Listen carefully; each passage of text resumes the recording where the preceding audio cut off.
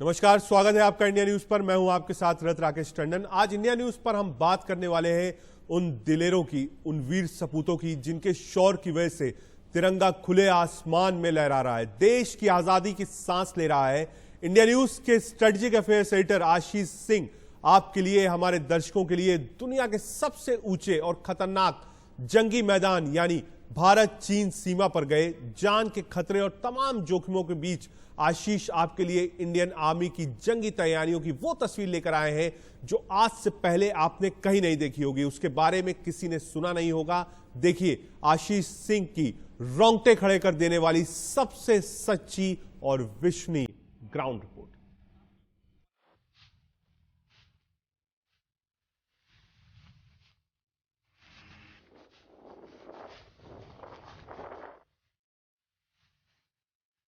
हम इस समय हैं ले एयरबेस पर।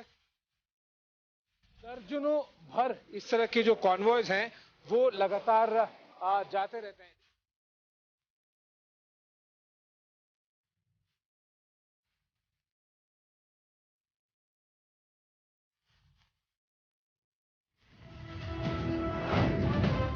-50 डिग्री में कैसे होती है भीषण जंग की तैयारी। अगले 6 महीने काफी कड़ाके की ठंड होने वाली है और माइनस में टेम्परेचर चला जाएगा। इंडियन आर्मी ने लाखों लीटर्स की तादाद में जो ईंधन है उसे स्टोर करना शुरू कर दिया और लगभग ये काम पूरा भी हो गया है। लेह की दुर्गम पहाड़ियों में सेना कैसे लेती है दुश्मन से मोर्चा।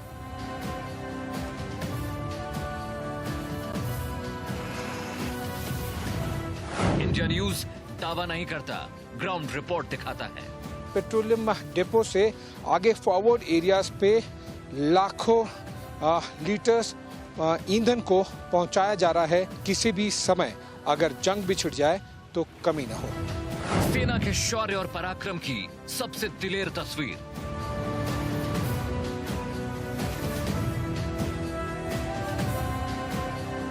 सेना के जोखिम और जज्बे की अनसुनी वीर गाथा।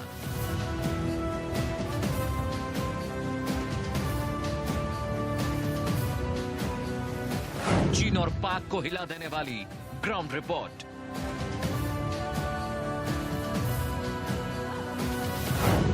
भारत चीन सीमा से आशीष सिंह की एक्सक्लूसिव कवरेज। हम इस समय मौजूद हैं इंडियन आर्मी के लेह लद्दाख रीजन के सबसे बड़े ऑर्डिनेंस डिपो पे, जहां से पूरा सामान सारे फॉरवर्ड एरियाज में पहुंचाया जाता है। इंडियन आर्मी की धमाकेदार तैयारी।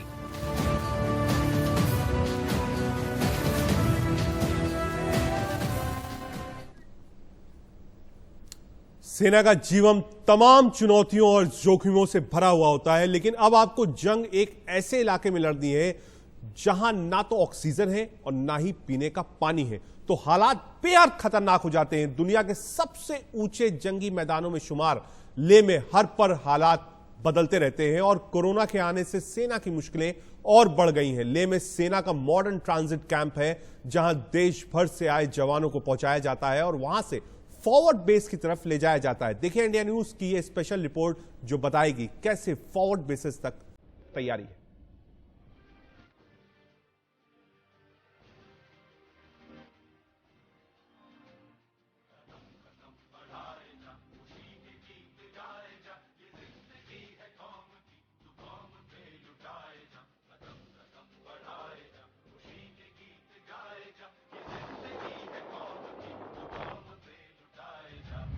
लेह से आशीष सिंह की वर्ल्ड एक्सक्लूसिव रिपोर्ट।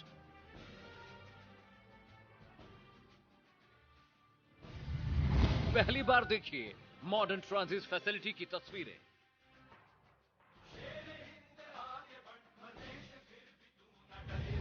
सेना की मॉडर्न ट्रांजिट फैसिलिटी कैसे करती है काम।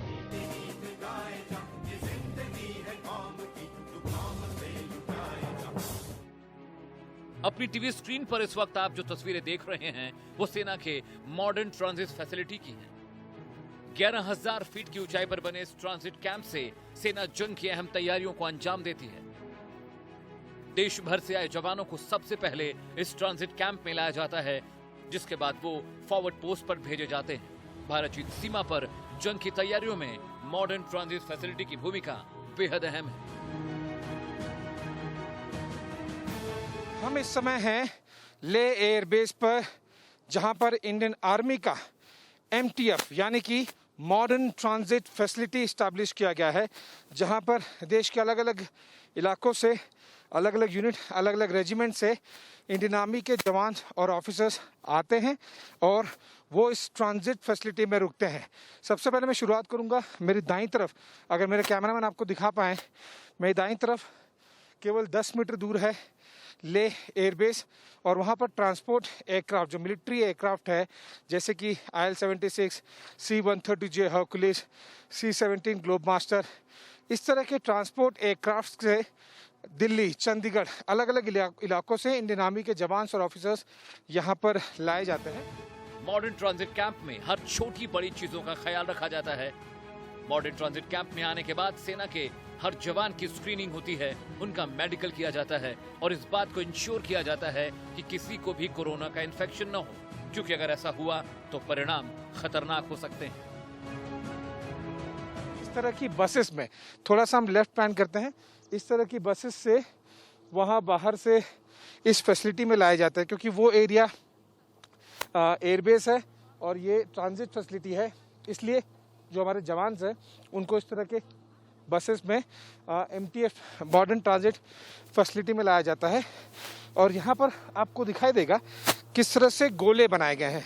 ये देखिए किस तरह से गोले बनाए गए हैं, ताकि हर एक जवान और हर एक ऑफिसर जो सोशल डिस्टेंसिंग है उसे फॉलो कर सके और बहुत ही डिसिप्लिन तरीके से यहाँ पर जवान और ऑफिसर्स आते हैं। एक एक करके आपको दिखाई देगा किस तरह से उनका बेसिक स्क्रीनिंग, जिसे कहते हैं कोरोना वायरस के लिए, कोविड-19 के लिए, वो किया जा रहा है। बेसिक स्क्रीनिंग यानी टेम्परेचर चेक करना, और फिर उसके बाद में वो एक एक करके आपको पीछे कई जवान बैठे हुए दिखाई देंगे कुर्सियों पर। वो बैठे हुए हैं, उनमें भी आपको सोशल डिस्टेंसिंग बहुत बेहतरीन तरीके से, बहुत ही डिसिप्लिन तरीके से दिखाई देगी। वो देखिए कई जो कतारें हैं जवानों की, वो वहाँ पर वो लगाई गई है, वहाँ पर बैठे हुए हैं। भारत चीन सीमा पर पोस्टिंग होने के बाद हर जवान बाकी दुनिया से कट जाता है, लेकिन भारतीय सेना इस बात का ख्याल रखती है कि हर सैनिक लगातार अपने परिवार के संपर्क में रहे। ये डिपो लद्दाख क्षेत्र का सबसे बड़ा ऑर्डिनेंस डिपो है। हम यहाँ पर विभिन्न प्रकार के special clothing, tentages, mountaineering equipment, engines, सुरक्षा उपकरण इत्यादि इशू करते हैं। जैसा आपने देखा कि हर प्रकार के टेंट में विभिन्न प्रकार के हीटिंग डिवाइसेस भी शामिल है, ताकि हमारे जवान सर्दी का बखूबी सामना कर सकें। इसके अलावा टेंटेजेस, बुखारी और कैरो हीटर जरूरी मात्रा में इशू किए जा चुके हैं। यहाँ पर state of the art special clothing और माउंटेनियरिंग इक्विपमेंट डिस्प्ले किया गया है, जो कि हर एक जवान को इशू किया जाए। 11,000 फीट की ऊंचाई पर मैगी और चाय तक का मिल जाना किसी जीवन दान से कम नहीं। मॉडर्न ट्रांजिट फैसिलिटी को कोरोना से बचाने के लिए सिर्फ जवानों की स्क्रीनिंग और सैनिटाइजेशन नहीं होता, बल्कि कैंप में आए हर एक सामान की बाकायदा स्क्रीनिंग की जाती है और उन्हें भी सैनिटाइज किया जाता है। धीरे धीरे इंडियन आर्मी बहुत सारे हजारों की तादाद में ट्रुप्स को ले लाके ले से फिर आगे फॉरवर्ड बेसिस पे तैनात कर चुके हैं, चाहे वो पैंगोंग हो, गैल्बन हो, चुशूल हो, बाल्दो हो या फिर LAC का पूरा इलाका, जिससे कि धीरे धीरे करके पूरे LAC पर इंडियन आर्मी के अफसर और जवान अलग अलग यूनिट्स में और पोस्ट में तैनात हो जाए और दोनों चीज़ें एक साथ में हो जाए। वेदर एक्लिमेटाइजेशन, क्योंकि ऊंचाई पर है, आपको धीरे धीरे इसमें समझना पड़ता है, आपके शरीर को उसके आदत डालने के लिए थोड़ा समय लगता है, जो 2 दिन से 6 दिन है, और साथ ही साथ कोरोना वायरस रिलेटेड, कोविड-19 रिलेटेड जो क्वारंटाइन पीरियड है वो भी पूरा किया जाता है। युद्ध के लिए फाइटर प्लेन, तोप, टैंक, गोला बारूद जो चाहिए सब तैयार है। इसका इस्तेमाल करने के लिए ईंधन की भी जरूरत होती है। बिना ईंधन लड़ाकू विमान, तोप, टैंक सब बेकार होते हैं। जवानों की दैनिक जरूरतों के लिए भी ईंधन की जरूरत पड़ती है। लिहाजा सेना ने आने वाले ठंड के मौसम और चीन से युद्ध की आशंका को देखते हुए ईंधन की पूरी तैयारी कर ली है। हमारे साथी आशीष सिंह ने ले एयरबेस पर ईंधन को लेकर सेना की जरूरी तैयारियों का जायजा लिया। देखिए ये एक्सक्लूसिव रिपोर्ट। अगले 6 महीने काफ़ी कड़ाके की ठंड होने वाली है और माइनस में टेम्परेचर चला जाएगा। इंडियन आर्मी ने लाखों लीटर्स की तादाद में जो ईंधन है उसे स्टोर करना शुरू कर दिया और लगभग ये काम पूरा भी हो गया है। 11,000 फीट पर फ्यूल की भूमिका बेहद अहम।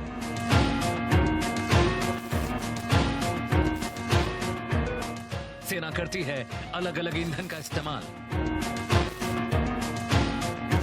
एटीएफ से लेकर केरोसिन तक लाखों गैलन का स्टॉक।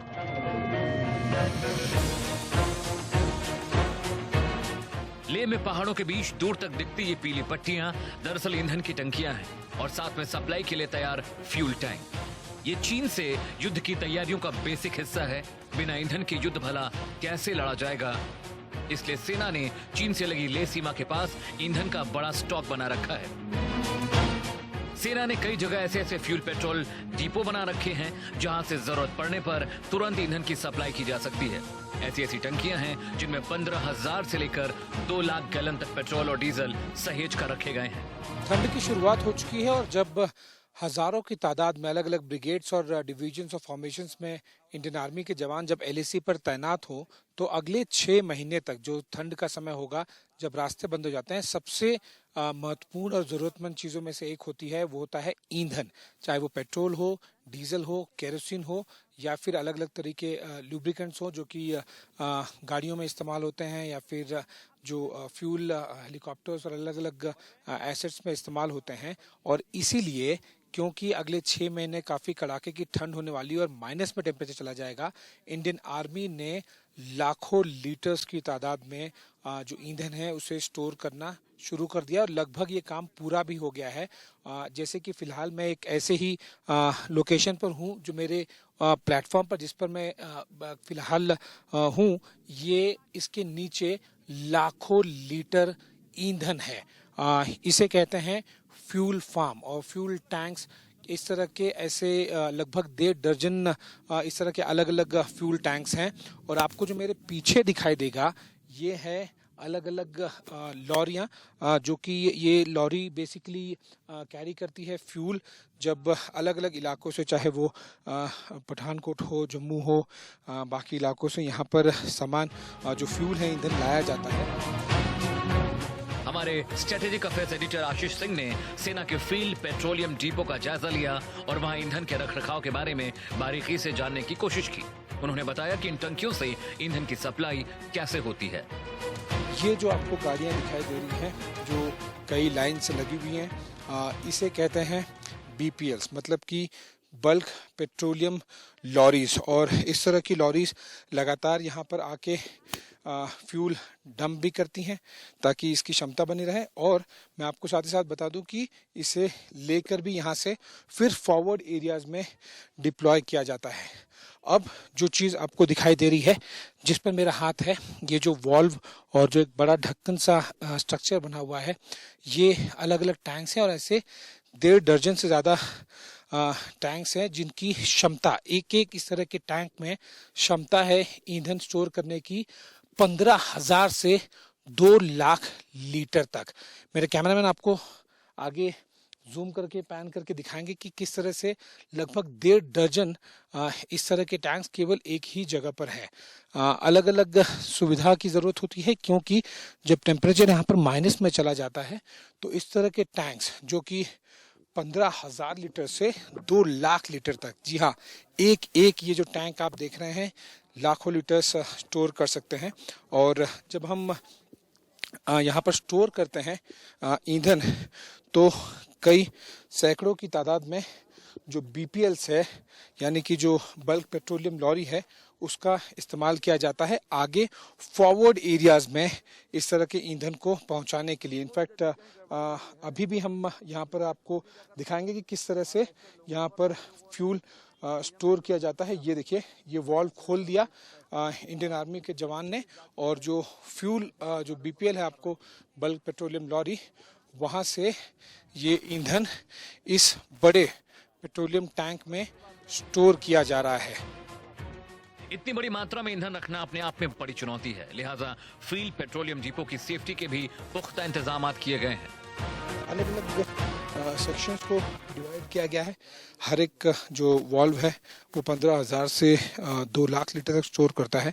और क्योंकि टेम्परेचर यहाँ पर ले में -25 से -30 तक हो जाता है और आगे फॉरवर्ड एरियाज में वो -50 डिग्री तक चला जाता है, इसलिए इस तरह के टैंक को अलग अलग कैटेगरी में डिवाइड किया गया है। जैसे कि जो नॉर्मल टेम्परेचर्स पर जो कि अभी फ़िलहाल है केवल कुछ -3 -5 तक टेम्परेचर रात को चले आता है, तो नॉर्मल कैटेगरी के में भी टैंक्स बनाए गए हैं। उसके बाद में 0 से -30 तक, यानी कि जब ठंड का मौसम होता है तब इस तरह के अलग से टैंक्स हैं जो कि -30 डिग्री तक इस तरह ईंधन को स्टोर करके रख सकते हैं। और उसके बाद -30 से और जब टेम्परेचर गिर जाए -50 तक, तो उसके लिए अलग से टैंक्स बनाए गए हैं। सीमा पर तैनात जवानों को ईंधन को लेकर किसी भी चिंता की जरूरत नहीं है, ना अभी और ना ही आने वाली ठंड में।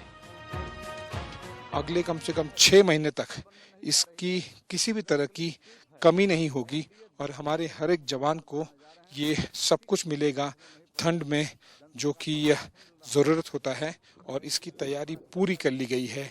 लाखों लीटर ईंधन को स्टोर करके न केवल इस तरह के टैंक्स में बल्कि फॉरवर्ड एरियाज में भी, चाहे वो गैल्वन हो, पैंगोंग हो या फिर चुशुल मोल्दो एरिया, पूरे भारत चीन सीमा पर LAC पर इस तरह के अलग अलग फैसिलिटीज़ बनाई गई हैं। कुछ छोटी हैं, कुछ बड़ी हैं, लेकिन इस तरह से तैयारी पूरी कर ली गई है कि अगले 6 महीने किसी तरह की कमी अगर युद्ध भी हो जाए तो ना पड़े।